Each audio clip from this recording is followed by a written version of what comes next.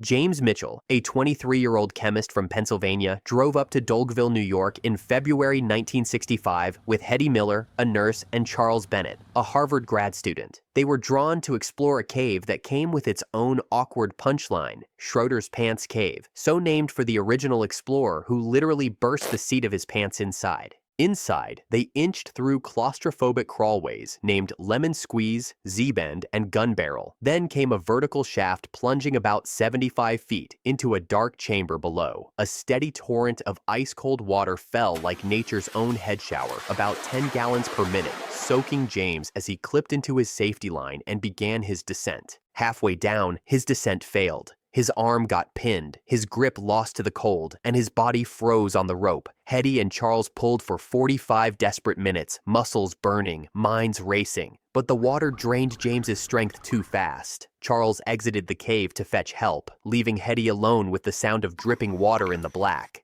News spread quickly. A rescue team flew in aboard Air Force 2, swooping into local legend. But by the time they arrived, James had succumbed to hypothermia. Then things went from bad to unbearable. During recovery, a partial collapse made it too dangerous to continue. The only option was grim dynamite. The cave was sealed, turning it into James's final tomb. Then, 41 years later, Christian Lyon, grandson of one of the cave's discoverers, led a small recovery team. With the family's blessing, they retrieved James's remains and his helmet engraved with tally marks from his numerous cave trips.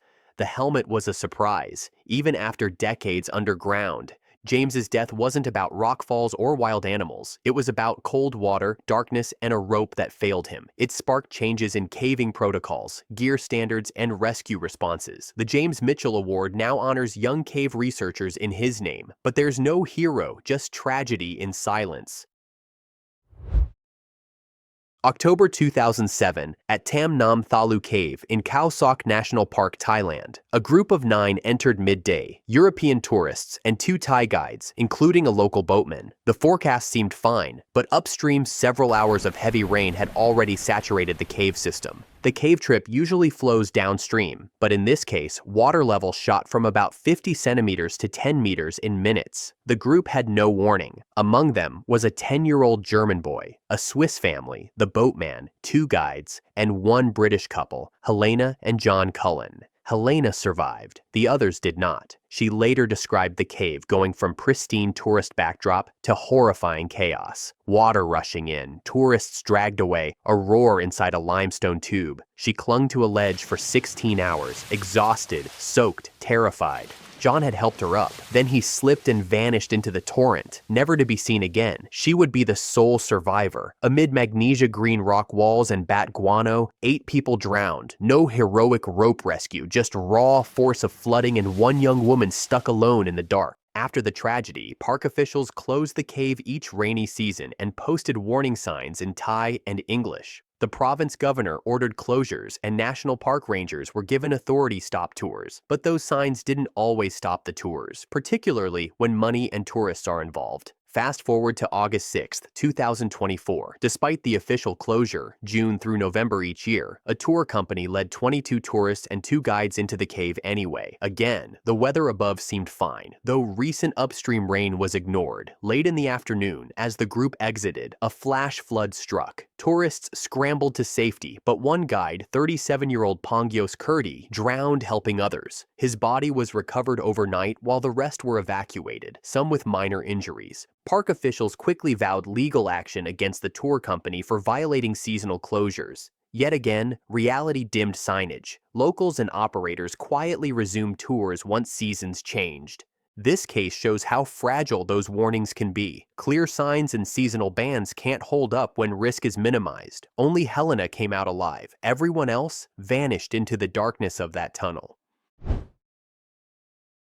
Imagine descending into a darkness so vast you can't throw a rock fast enough to hit the floor. That was Pierre Saint-Martin Cave, straddling the France-Spain border in August 1952, hailed as the deepest known cave on Earth at the time. Among the team was 29-year-old engineer Marcel Lubens, exploring alongside famed volcanologist Harun Tazieff and others. They were pushing the limits of exploration, unaware that the shaft they were ascending would soon bear Lubens' name for the most tragic reason possible. During the haul up from a deep shaft, the cable had slipped free from the winch. Marcel plummeted about 30 meters, around 100 feet, landing on massive boulders. He was gravely injured, his spine broken, paralysis setting in almost instantly. He lay nearly 370 meters, 1,200 feet beneath the surface, in the gloom near what would later be mapped as the immense Sala de la Verna. What followed felt like a scene from a grim expedition film. A doctor descended into the cold, damp chamber, lit only by headlamps and candles, and carried out what is believed to be the first blood transfusion ever performed underground. Picture it: medical tubing, dripping blood, the echo of water on limestone, and shadowed faces leaning over a man who could barely speak. For 36 hours, rescuers fought to bring him out. But falling rocks, tight passages, and the sheer depth of the shaft forced a devastating decision: end the rescue. Marcel slipped away in the darkness. They buried him there, deep in the Pierre Saint-Martin. Jacques Laberry, one of his companions, carved his epitaph into the rock. His body remained entombed for 2 years. Then, in 1954, a solemn team returned, carving a path up to retrieve him. They brought him to the surface in a coffin, carrying not just a man, but a story. A priest conducted what is likely history's deepest mass beneath the cavern roof, and a plaque was etched onto stone at his resting spot. He left behind a wife and young son, and a shaft that now carries his name. His death ignited public fascination with speleology, and his story became a somber symbol: daring exploration, tragic engineering failures, and the fleeting nature of human physical limits. It's kind of the ultimate dive bar advertising slogan: come explore the world's deepest cave, bring a blood bag. But if that sounds morbid, hang tight. Case 4 takes us underwater into total darkness, freezing rebreather failure, and a rescue mission led by grief and friendship rather than authority. You're going to want to stick around. On February 6th, 2014, 5 Finnish cave divers, Jari, Patrick, Vesa, and Kai, ventured into Pluragrotta, also known as Jordbrugrotta, a notorious underwater cave in Norway. Their goal: swim through a 420-foot submerged passage deep beneath the ice to emerge in a distant dry chamber. The plan was meticulous, the gear advanced, but nature had different ideas. At around 430 feet deep, Jari became wedged in a narrow restriction. He struggled, carbon dioxide built up, and panic set in. Patrick tried to help, forcing his way into the tight space, but it was impossible. Faced with the unthinkable, he made the hardest call a diver can: leave Jari and get help. Above, the Norwegian police summoned international elite divers including Richard Stanton and John Valanthen. They dove in but deemed recovery too dangerous. A diving ban was issued. But to the Finns, giving up wasn't an option. As one Reddit user put it, Norwegian police banned a team of Finnish divers. In secret, the divers pulled their 2 dead friends to the surface and fulfilled a promise. In late March, Patrick, Kai, Vesa, and others secretly returned, about 17 Finnish and 10 Norwegian divers, hauling gear across the frozen lake. Over more than 100 hours, they dove again and again, navigating the same deadly tunnel where 2 of their friends, both named Jari, had died. Both bodies were finally brought back to the surface. The mission was later documented in Diving into the Unknown. The ban was lifted on 31st March 2014, and charges were dropped. But this recovery wasn't about rules. It was about love and loyalty in the cold. As another Reddit user observed, they've made a film, and they all come out as heroes, but these 2 people should never have died in the first place. This story has no Hollywood ending.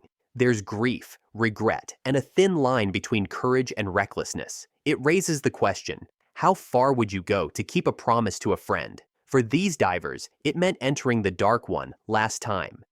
So there you have it. 4 tunnel nightmares told in stone, water, flesh, and memory. James buried alive by ice-cold water, Helena the only one up in Thailand, Marcel clinging to life underground, and Jari lost in a frozen tunnel darkness with only friendship to guide the recovery. If you've stuck through every chilling moment, you deserve more than a pat on the back. You deserve a medal. Instead, how about subscribing? Hit that button so next time we go underground or underwater, you're already part of the crew. And hey, if you've heard of another cave calamity or dive disaster begging to be explained in minutes, drop it in the comments. I'll dig it up, paint it in simple strokes, and maybe throw in a morbid joke or 2. Thanks for watching. Stay curious, stay cautious, and don't go spelunking right after watching.